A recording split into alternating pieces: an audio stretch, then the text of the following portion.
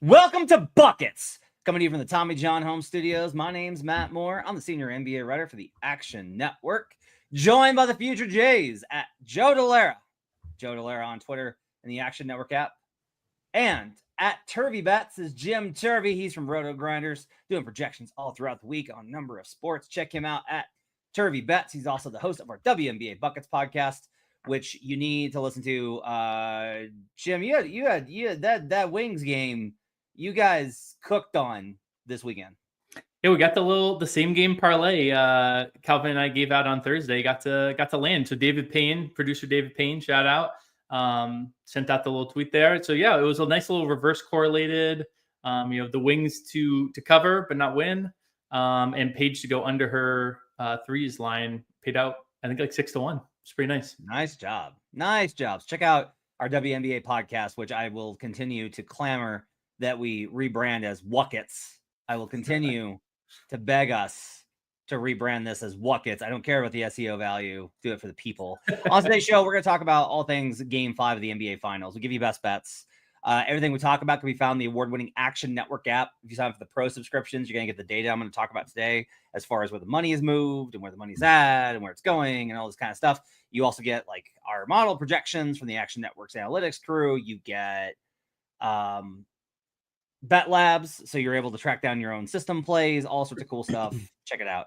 You're watching at youtube.com/the Action Network. Welcome in our live stream. Please leave your best bets for Game 5 in the comments, and we'll get to those in just a little bit. But we're going to start by talking about the Orlando Magic making a big trade as we get started here from the Tommy John Home Studios for this show.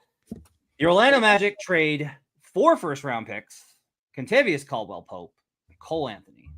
They send them to Memphis for Desmond Bane.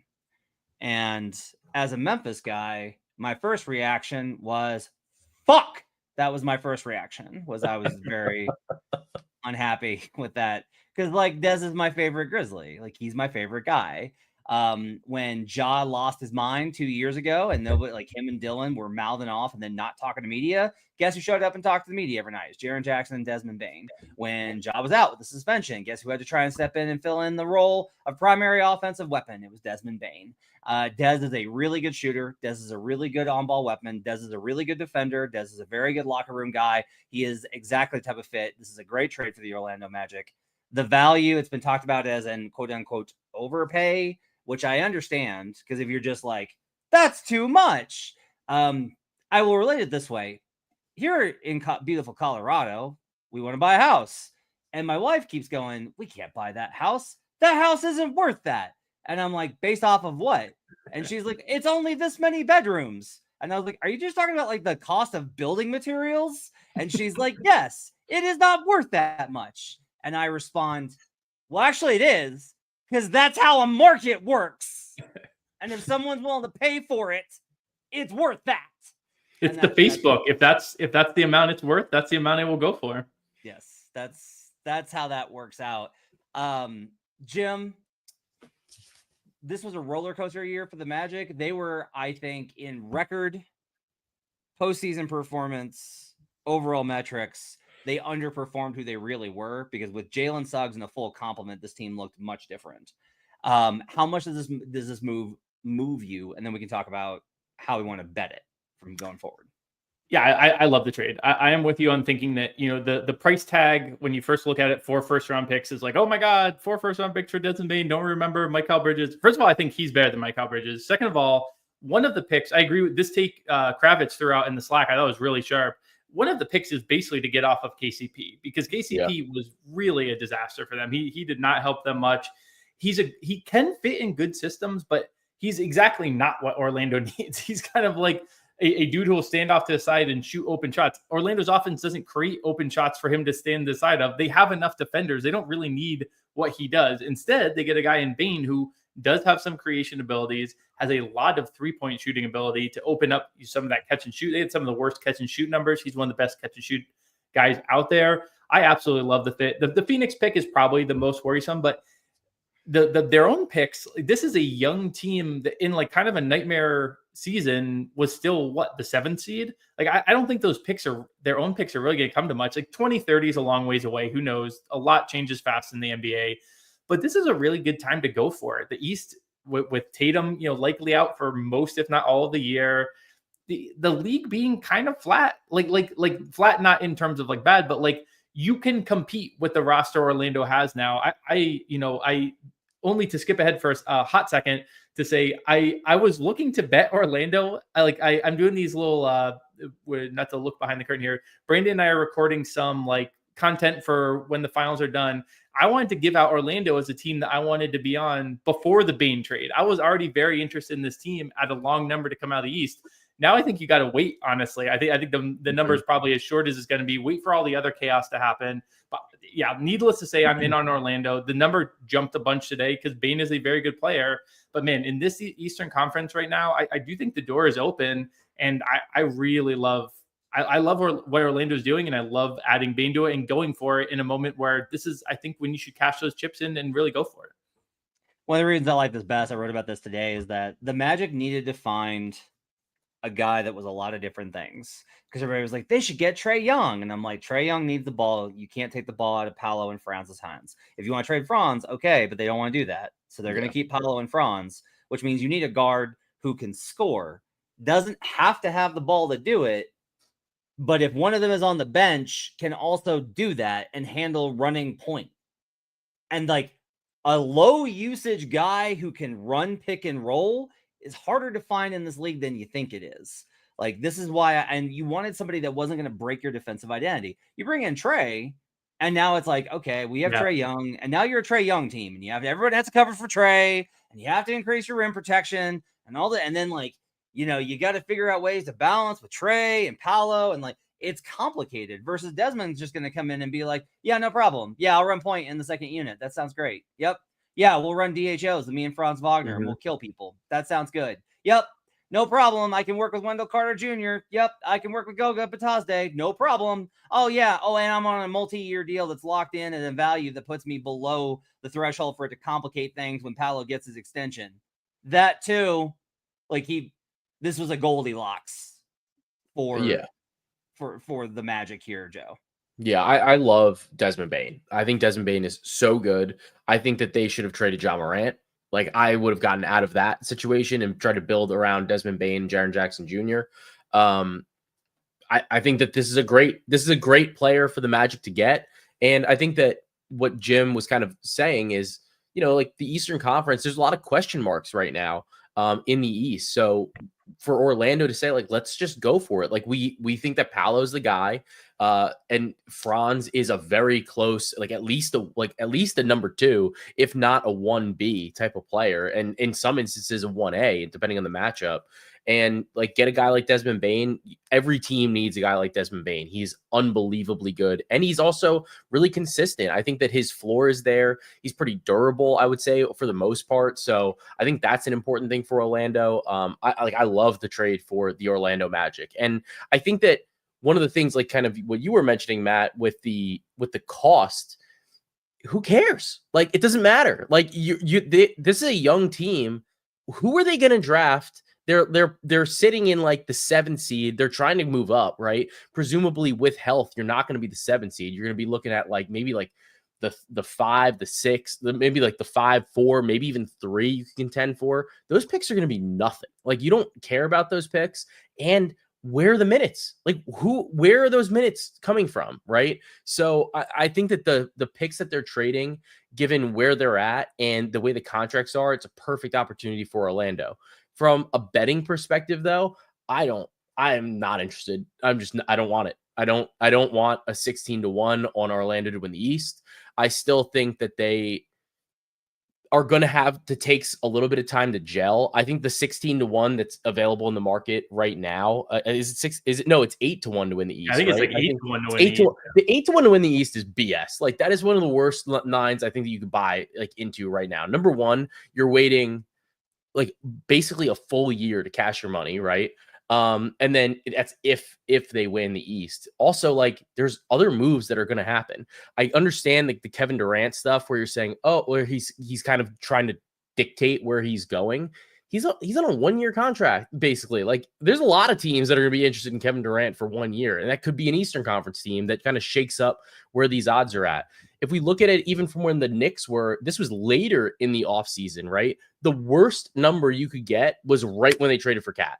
That was the worst number. So you need to just wait, let it play out, let the offseason kind of percolate and see what else happens. And then, like, if you like Orlando still, just wait. The number's probably still going to be there a little bit later. So I'm not trying to say that you need to not bet Orlando ever, but right now is definitely not the time. I mean, look, our entire thing is largely never, ever, ever bet after a trade. Yeah. And this is the worst moment because you don't have anything else counteracting it. Because to your point about KD, look, I personally do not think KD is going to Miami. That is a gut feeling based off of what I understand the market to be. Yeah. But it's possible. Like, there's a lot of ways that could be okay, you don't get exactly what you want. We don't get exactly what we want solution here. And if he goes to Miami immediately, if that happens, once we get division futures open up, Miami shoots to the top. Yeah. Miami will shoot to the top, and even if it's just like for a moment, KD will steam that number up. And even if they don't overtake to number one, they're going to steam up, which is going to move Orlando down. You're going to get a better price. So no better. Orlando's going to be under the radar regardless. Like this is the only moment where they won't be under the radar. They are always under the radar. They're an under the radar team. Like the smaller market. Their stars aren't super flashy. Yeah. They haven't had a ton of actual like playoff success yet. So that it's not a team that keep going back to well. I think you'll be able to wait until right before the season, and you'll be able to get a lot of value on attacking in a few ways. Matt, before we move along, can we talk the Memphis side of it super quick?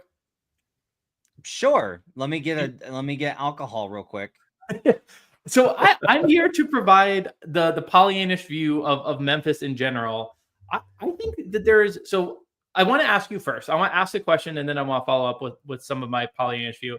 Do you think this is setting up a different move, or do you think this is the first of I think we all agree it's setting up another move. Do you think it's setting up another move that's dismantling them, or do you think it's setting up another move that's trying to get someone to then still compete with that core of Ja and Jaren and Edie and Jalen Wells? I do not think it's setting up another move. In either direction. I think it is setting up a move to clear money for them to pay Jaren. I think it is setting up a move for them to be able to move off of Luke Kennard. I think it is setting up a move for them to be able to replace Santi Aldama with something in free agency. I think it is, to me, it's like they are building around Ja and Jaren. And even though I don't think that they would say it, I think Zach Edey is how they feel. Yeah, I mean, it feels like they've made a decision where the three weren't good enough. Like Ja, Bane, and Jaren weren't good enough to win in the end. Not under this current structure. No. Yeah, and I think the problem is just in my mind is that I don't know. Like when Orlando makes this move, they're bringing in Desmond Bane because they're like he fits with everybody, right? Like I don't know where Memphis thinks they're going to find a guy that fits like Desmond Bane, like with what they have.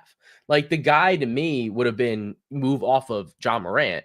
But obviously the franchise has made multiple decisions that they're just like, no, we're not going to do that. He's our guy. And I think that even showed when they fired Taylor Jenkins earlier in the season too.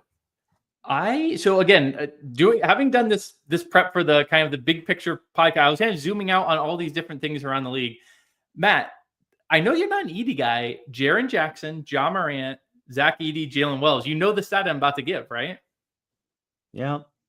The best net rating of any four-man lineup with 300 minutes. Yep. Now, of course, Bane was the fifth for a lot of that. But this is a Memphis team that I talked myself into betting the title 6 months ago. I was pretty interested in this Memphis team. Yeah. Bane, I love Bane. We just talked about how much I love Bane. I think it is a notable loss. But if it's a move to set something else up, again, another thing, like Ja Morant has actually been a pretty good postseason player. I don't think it's like the end of this era. I think especially if they flip it, but even if they don't flip it, if they don't do anything and sit on this, I do think it'll be tough to come out of the West. The West is so good. But if they're able to flip some pieces here and there and get someone else in the door that's even like what's like the Derek White before he becomes Derek White, that type of a player, they've shown the front office is shown an ability to find talent in drafts and free agency, especially in drafts. Like they are able to do this. I don't think it's dead. Now, if you tell me that this is the first of unloading all these pieces and they're like, the West, we're just going to step back for a minute, then obviously no dice. But I don't know. I think there is a path to them being 6 months from now. We're like, wait, we kind of forgot the Grizzlies had been good for a while when they're all around. Yeah, and to your point, actually the numbers were substantially better. Not better, but so like here's an example. With all 5 of them, they had a 24.6 net. Yeah. Via data baller. If you take out Desmond Bane, they had a 23.2 net with a 4-man group. That's still pretty good.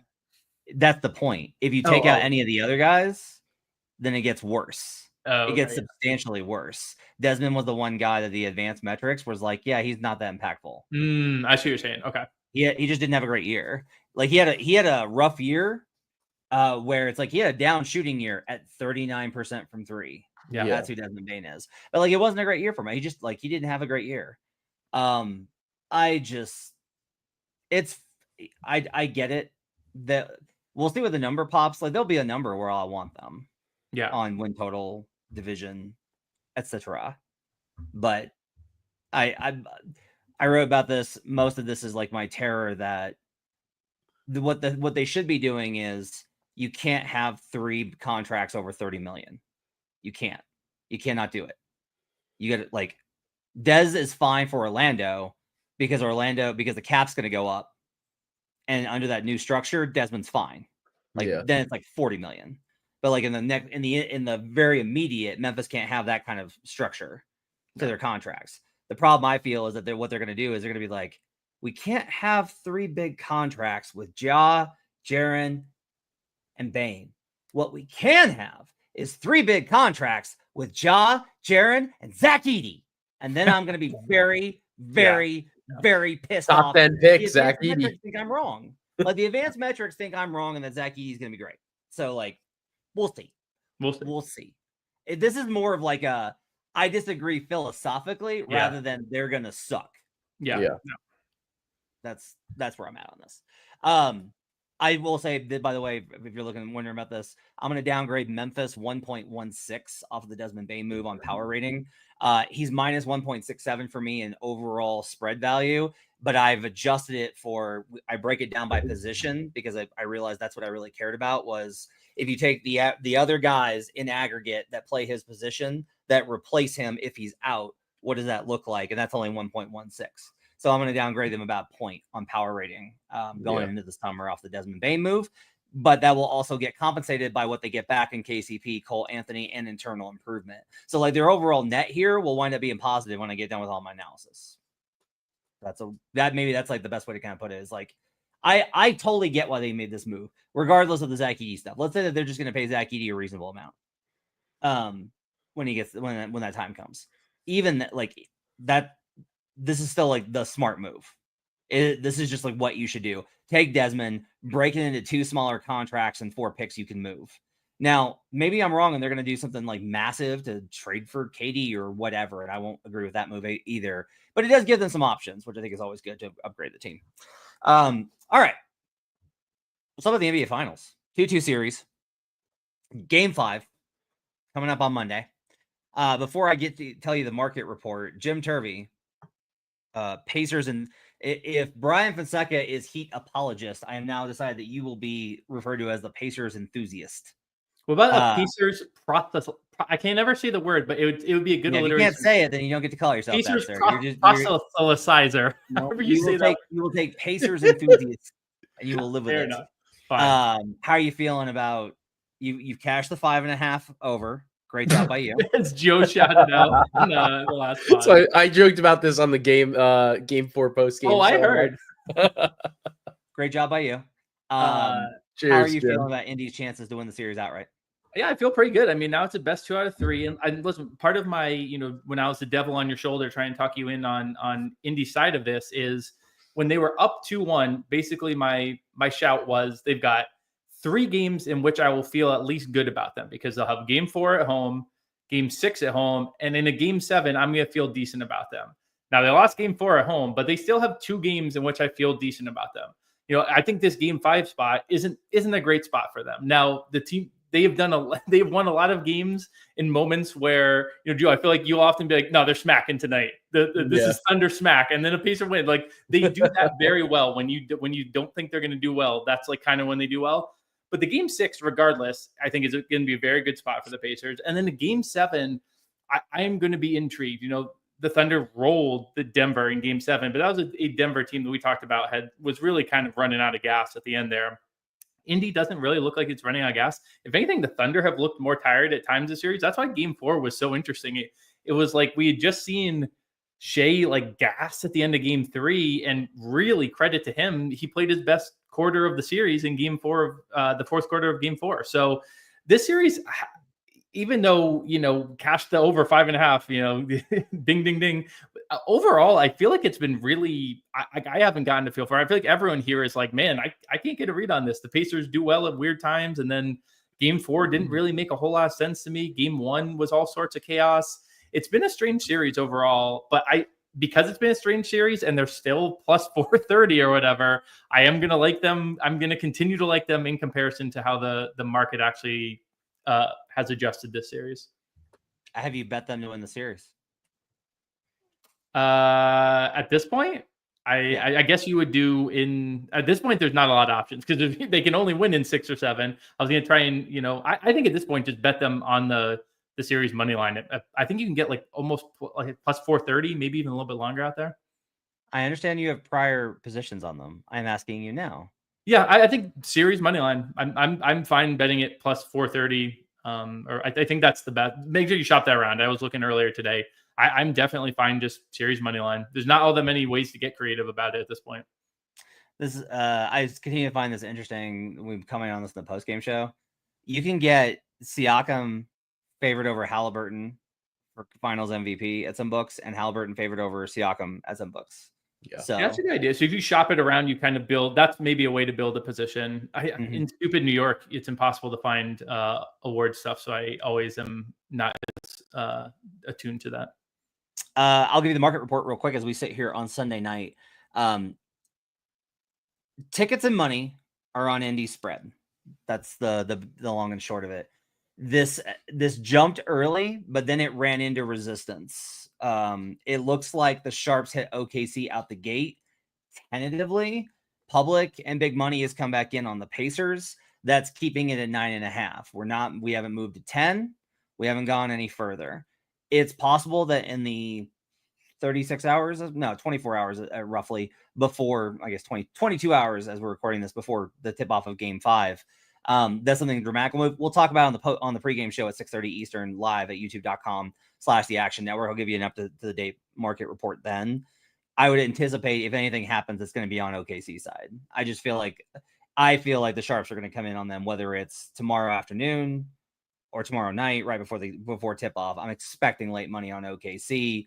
Game 5 got out of the 3-1, avoided the 3-1 deficit. Back home, followed the Denver series, yada, yada, yada. I'm anticipating, if you want Pacers, I'm anticipating that you can wait and maybe get a better number. One way to bet them, quote unquote, I think is more of a bet on the series. It's just you can get the series to go to 7 games at plus money. And I think that's a way of kind of betting the Pacers, but not as an extreme level. Now, I will probably like them in that game 7 on a money line type thing, but just to go to 7 at plus money, I think I like that. Shout out to you and Brian talking through, winning 3 straight against Rick Carlisle, very difficult. The last of which would be in Indiana again. So I think the series to go to 7 at plus money, I like that as well. James Bohm in our comments says, I'm already in on Pacers. Guess I'll double down, even though it feels awful. See? I don't know if you have to double down. That's what you pressured me to double down. When you're gonna buy low, you're never gonna feel great about it. This is a good buy. This is a buy low spot. A good buy low spot. Pacers. Money line's interesting. 65% of the tickets are on OKC. 85% of the money's on Indy.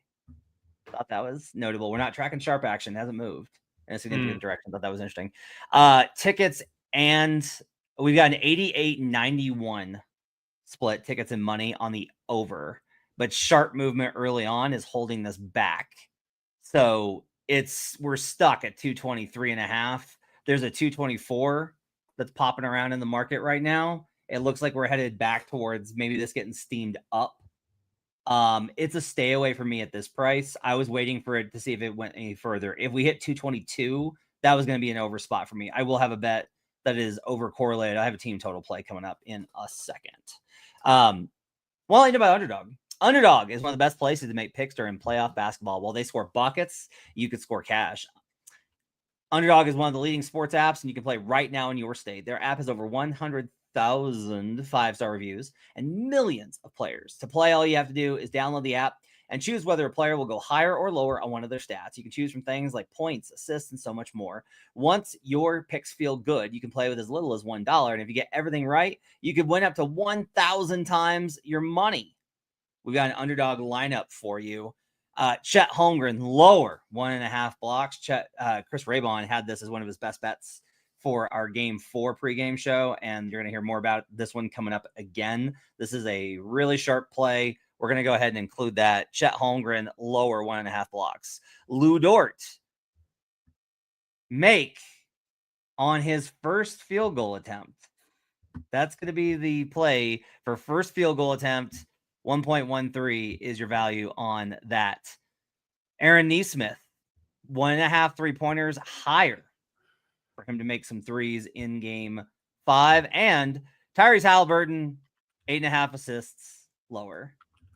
Just tried and true. I've got a lot of good reasons why I'm going to be fading Tyrese Halliburton coming up here in a bit. If you do the flex play on that and get 4 right, it's 4.93 times your money. 3 correct is 1.54. Again, that's Chet, lower blocks. Lou Dort, make first field goal attempt. Aaron Neesmith, higher, 1.53s. And Tyrese Halliburton, lower, 8.5 assists. Also, want to let you know that today's show is brought to you by Tommy John, which has been absolutely phenomenal for us and has been absolutely terrific. Their stuff is the absolute best. Okay. Let's do some best bets for Game 5 in the NBA Finals. We'll go around the horn. Jim Turvey, what do you like in Game 5?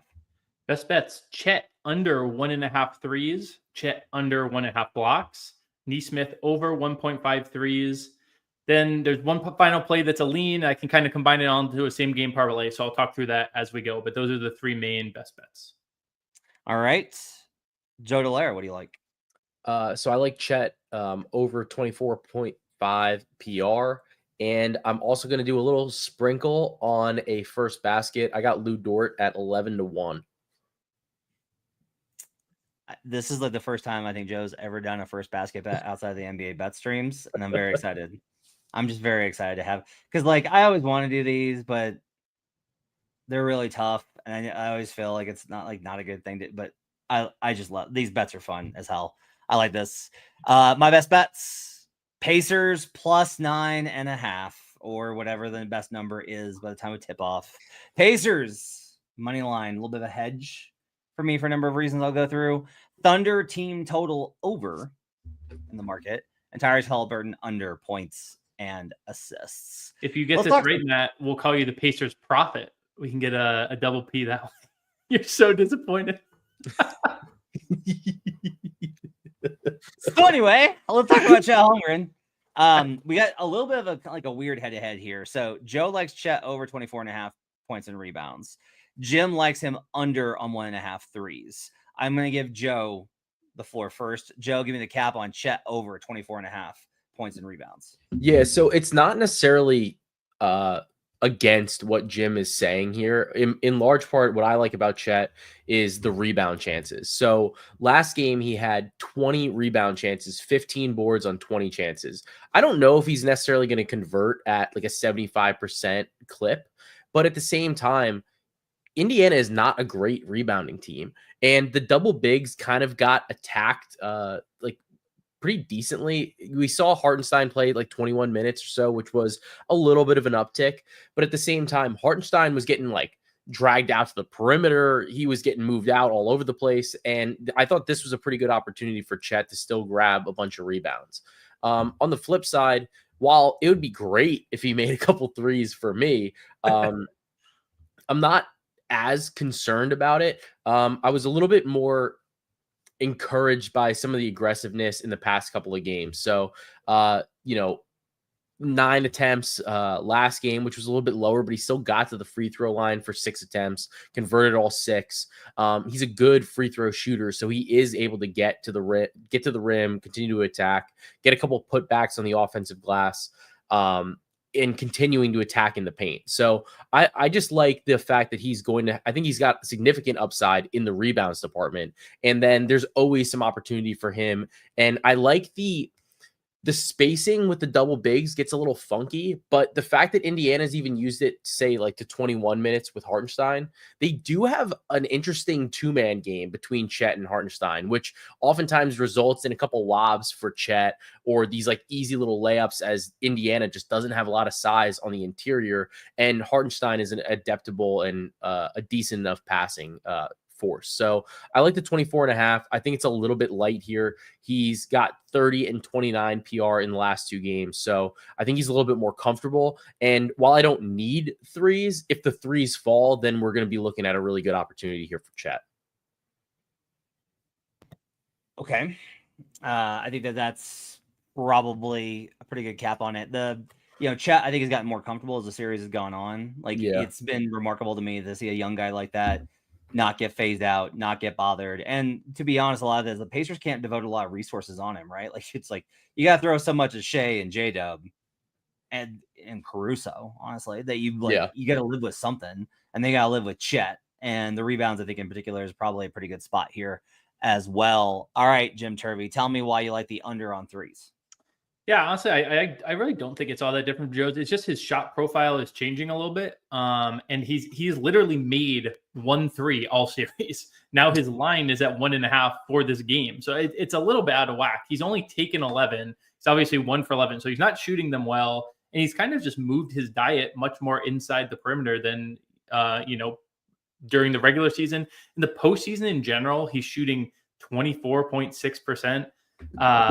In the last 16 games, it's even worse after that first round series. And so he's just taking less and less each series. You kind of see it happen slowly, but it is happening. They've got a defender in Miles Turner who can kind of get out and guard him there. So, the home road splits, I'm not as worried about. I typically like to do the unders for these threes when it's, role player on the road. Just not really a role player. And he hasn't seen that big of a split in his shooting percentages. He just kind of struggled home or away. The biggest thing is just he hasn't been taking them. He hasn't been making them. This is, I think, a stale line that's based off of, a kind of sticky regular season or first round. It's one of those where it's just we're getting more and more data. It's declining. I think he's going to take, around 3, and you just got to hope he doesn't bang 2 of them and get a little bit lucky, because overall the attempts just aren't even there right now for Chet. Indiana making this into a 2-point series is smart for them ultimately. It didn't work out in game 4, but it's a smart overall program, I think, not letting the Thunder win any of the math portions of this. So, I think that they've done a pretty good job defending the 3-point line. You've seen that in both the attempts and the makes for OKC. It's one of the reasons why game 4's comeback was as wild and just crazy and weird as game 1's Indiana win was. So I think that there's kind of some similarities there. So I think this is probably a smart cap on the under for Chet Holmgren on threes. We mentioned at the top of the show that we're coming to you from our Tommy John home studios. That's because great games start with great underwear. Tommy John makes the greatest. It's hot. Okay. It's hot. It's hot everywhere. It's getting hotter. You do not want certain parts getting swampy. That's not what we want. Okay. We want breathability. And that's where Tommy John is absolutely phenomenal. You're going to be comfortable. It's breathable. You're going to feel secure, but you're going to feel comfortable. Everything is going to be where it should be. That's very important. Their pajama pants are amazing. Their t-shirts are incredible. Absolutely. Going to sleep. I took a Father's Day nap in Tommy John gear with the fan on, with the window open. Choice Father's Day dad nap for me on this Sunday on Father's Day. You can check it out at TommyJohn.com. Remember, when you're truly comfortable, you do everything better, and that includes betting. So if you love the Buckets podcast and you love this crew, you're going to love Tommy John. Get 25% off your first order right now at TommyJohn.com/buckets. That's 25% at TommyJohn.com/buckets. All right. I'm on Pacers plus 9.5. I'm tired of the market and this thing and me overthinking it, and I'm going to do this. No, I have the 7-point spread. I'm playing the number. Like the Thunder have been overestimated in the market consistently against good teams. The Thunder can win this game by 25, 30, or 40 points. And if you want to bet OKC, I strongly recommend you take alts. If you're going to lay the 9.5 on OKC, bet 15, bet 20, bet 24.5. Bet 19.5, bet 24.5, and 14.5. Bet those with it. If you are betting OKC, that is what you should do. I cannot get there on this number. This is not a spot where Indiana is going to go, we'll let him get this one and we'll come back and get, like, game 2 is like that. All right, it's fine. You beat the snot out of us. Cool. We'll save our, no, that's not how this is going to go. They know that if they steal this game, it fundamentally changes everything about the series flow. They need to win this game. Now, does Indy probably know they need to save some stuff in the bag? Yes. Is this a good Thunder spot overall, coming off of the momentum driving in game 4 back at home, where they do have a very good record and like a 27-point margin of victory at home in the playoffs? Yes. But the number's too much. It's just too high of a number. There is a decent chance this gets into another clutch time environment. There's a decent chance this is a single-digit win for OKC. I think OKC wins this game. The number is too much. I want plus 9.5, Jim. Yeah, I mean, I'm with you. If I have to go on this way on a spread, and actually, in fact, we'll kind of lean into it, because the other bets I have, everything kind of came together in a script. I didn't have a specific side coming into this game, but all of the bets I talked through, and one that I'll kind of mention later as like a lean, if you put it all together along with the Pacers spread, you can get Joe's got the 11-1 Dort first basket. I'm giving out 11-1 same game parlay. So the 11-1's the number of the day here. But I'm with you, and the number is just, again, I preaching to the choir here, back and forth, me and you, Matt. Like the market respect for OKC against good teams, and I'm with you on playing the alts, because it could be OKC in a runaway. But I think if it's close, you're going to want to be on the Indiana side of it. I know that the last game OKC did manage to cover. That last game was very unique, and like, we have not seen the Pacers stumble down the stretch and not only blow a close game, but blow the cover of a close game too. So I'm definitely on the Indiana side for the spread, and I don't hate a money line sprinkle as well. I think we talked through at the beginning how they seem to really, when you don't expect it is when they kind of pop up and do their best. So off of losses has been a zigzag series so far. It would be pretty strange if it continued to be a zigzag the whole time. We'd have the road team winning all of the final 3 games, but it's been a strange series so far. And the biggest thing just being, I think, even in the chat, everyone's saying that the market's just a little bit too high on OKC in comparison to Indiana in this series. So I can't complain about that first side. There's only been 2 games where OKC is covered by less than 5 points. There was that game in Memphis where they came back from whatever, and they only covered by they barely managed to cover that when they were huge favorites. And then the Pacers game, last game, where they covered that game, which was ridiculous. So I think that there's probably an opportunity here for them to be able to get if you like OKC, you should bet the alts. I totally get that. I will take the Pacers to cover this game, because I do think they're going to hang inside of this one. If you're like, well, wait, if you think that the Thunder are going to win, but yes, I'm telling you, I think the Thunder are going to win and the Pacers are going to cover. This is going against the Matt Mitchell rule. Again, I get it. This is a principal play. I have to bet some Pacers money line stuff because I have Pacers. So it's weird. I have Pacers in 6 at plus 390, but I also have Pacers to win from behind at 20-1. So I'm trying to just like isolate that bet and add a little bit more onto it. So it's like, if the Pacers win this game, then great. If the Pacers lose this game, then I have to come back in on Thunder in game 5 or in game 6 and lay a bunch of points with them. And that's going to be awkward, but that's what I'll have to do. Team total over real quickly. 9-2 is their record in the postseason at home. Okay. When they have won, they have gone over their team total in 7 of the 9. So that's where I'm. You're saying OKC or Indiana? Yeah, OKC. So I'm basically, and by this margin, if I like the team total over, right? I like the team total for OKC over, and I like Indiana plus 9. By that logic, I have to like the over. That's what I was about to say. Is you got to combine those two now. Yeah. I have to like the over. Yeah. But I don't like the over, Jim. I don't enjoy that number. I do not. People contain multitudes. Joe Delera, Lou Dort. You know I contain multitudes, Jim Turvey. You've seen all my futures positions. Joe Delera, Lou Dort, 11-1 first basket. Talk to me. Yeah, I think this is a fun bet. Maybe deploy like a tenth of a unit or like to win back a unit. But Dort has at least either taken or made the first basket in 2 of the 4 games so far this series. And with the double big, I actually think that it's like a decent opportunity here, as well as Hartenstein isn't somebody that's necessarily getting those first basket looks. So it's really somebody else that you can kind of take out of the equation, at least kind of the way that I'm looking at it. And while you would look at like a Shea or a J-Dub, somebody like that, the way the coverage has been, at least at the start of the games, has been so intense on Shea. It's kind of like taken him out of rhythm a little bit. And Dort also is a better shooter just at home generally throughout the postseason, kind of throughout his career. And this game 5 is at home. So I think that there's like at least enough of an opportunity here where we're seeing some of these set play designs go to Dort early on in the game, where it's like, yeah, well, like, look, if he misses, he misses. It's Lou Dort.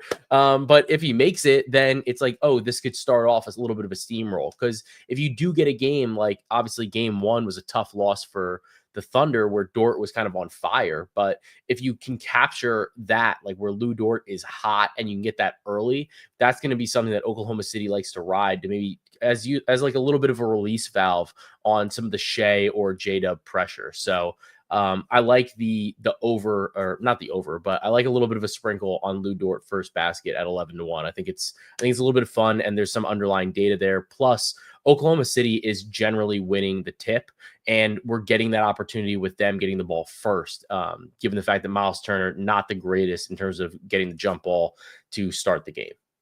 I like this a ton. I like it so much that I may not play it so they do not mush you. I really like it. I might play it and not log it. That's the key. That's the move. There we go. Neesmith over 1.5 threes. Jim, talk to me. He's got a really high floor on these threes this postseason. He hit a 3 in every single game of the Pacers postseason so far. You can actually lay minus 650 on him to hit a 3. I don't mind that. I wasn't going to come on here and give out a minus 650 best bet. So let's bump it up a little bit because he's hit at least 2 threes in 14 out of 20. So that is 70% hit rate. You can get him to hit 2 at minus 154. That's about a 60% implied. So decent edge there. Obviously, it's not a perfect 1-to-1, but I do think this is a solid matchup for him. He's been a little bit quiet this series, but he doesn't have the home road splits that a lot of these role players have. In fact, the Pacers have played 10 road games, 10 home games this postseason. He's hit 34 threes on the road compared to 19 at home. So he's actually been a much better shooter. Now, some of those are those big burst games. We remember that insane game against the Knicks where, he hit the 7 in the fourth quarter or whatever. That's skewing things a little bit, but he clearly doesn't mind shooting away from home. Given how much Shea torched him last game, to be honest, I don't think that he will be on Shea much, which I actually think helps him keep the foul trouble down, which is the only times he's really been scared off it. Like the games he has 1-3 is typically he has foul trouble that's, holding him on the bench for a longer stretch. So over the 1.5 threes, you can get minus 154. And I quite like that. In addition, if you want to use the single 3 in like a same game parlay or something, he's got a really high floor on that as well. So I'm going to be on Neesmith over 1.5 threes. Okay. Tyrese Halliburton under points and assists for me. This is pretty simple. They finally stopped playing drop. If you don't drop and you play switch on Tyrese Halliburton, he's either going to largely miss or he's going to try and drive for a foul, which he's not really great at, or he's going to disengage. He will get the ball out of his hands. Chet Holmgren switched almost entirely in that fourth quarter. You can't just do it over and over again because they'll figure out ways to counter it. There's, in particular, if there was ever going to be a Miles Turner game, holy God, it was going to be this one. Okay. And the reason I say that is the best way to counter a switch is you slip the screen. So if you have Turner set a ghost screen and he slips and Hallie finds him before the switch sets, that's Turner rolling to the rim with only little bitty guys. Now those guys can strip him, but Turner can finish those plays, generate M1s. If it's Pascal, if they put Chet on Siakam, that's even worse. Siakam's so good at setting those ghost screens and slipping. So there's danger there. But like the overall kind of program here is that Tyrese Halliburton is unlikely to do as much because he's going to switch. So points and assists under for Tyrese Halliburton on the road. I think Tyrese is great. I just don't like the spot versus this coverage. I think we're going to see the series start to slow down a little bit, less transition, more grind. That's another reason for kind of the under, but I don't really want to play that either. But I'll take Tyrese Halliburton under points and assists here. I do think there are ways for them to win with Tyrese going under on points and assists. It's just force Chet out of the rim and then you attack. If you can just not lose the ball, just don't turn the ball over and you can win. You know, all you got to do is beat We them. We haven't had a Caruso foul trouble game yet, have we? Nope. And didn't happen in the Scott Foster game. So well, and the whistle was a big story after last game. I would not be surprised if the whistle skews a tiny bit.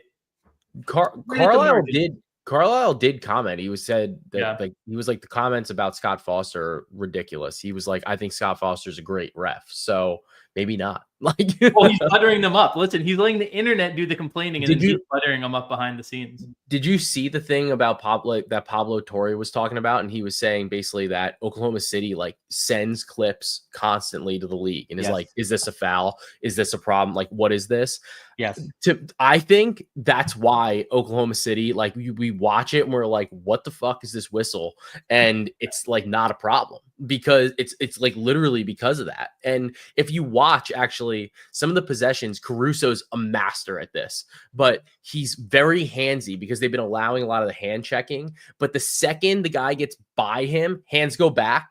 And it's just like feet. I got to move. Yeah. Right. And he does what he can.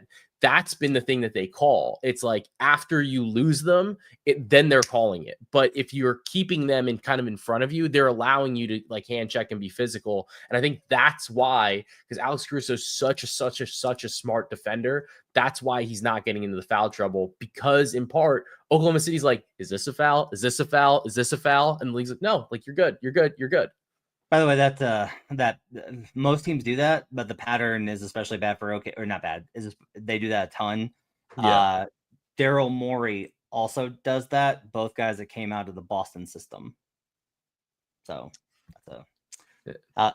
everything goes back. There's so much history in the NBA. Now Boston doesn't take free throws because they only shoot threes. Jim, do you want to talk about this same game parlay you got real quick? Yeah. So the last two legs would be the chat. Let me quickly do Chet under 1.5 blocks. So he's only got 3 blocks all series. He's got 1, 1, 0, and 1. So he's gotten under this each time.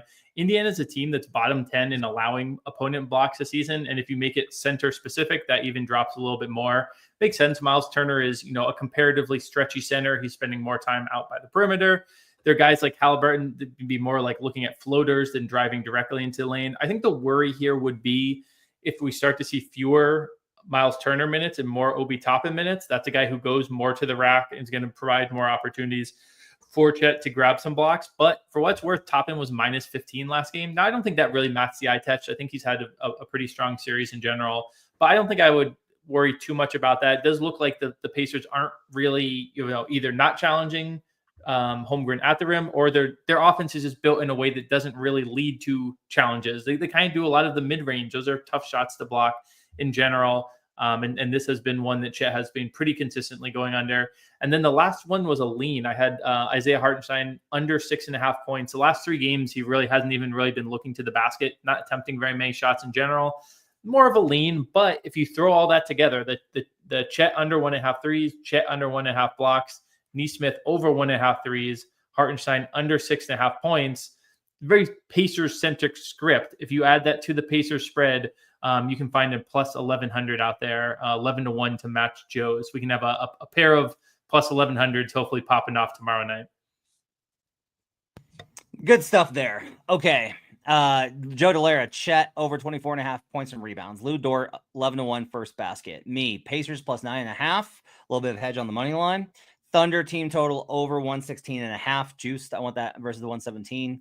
Tyrese Halliburton under points and assists. Jim Turvey, Chet under 1.5 threes, under 1.5 blocks. Nesmith over 1.5 threes, and the same game parlay he just talked about. Our parlay for tonight, our official buckets parlay, Pacers plus 9.5, Thunder on the money line, Chet under 1.5 threes, Chet over 24.5 points and rebounds. Nice little counter correlated parlay gets us plus 889 in the market. You can find that wherever you are searching for a same game parlay for this game. Before we get out of here, I want to do a little bit of open run and get to some comments from folks about their bets on the series.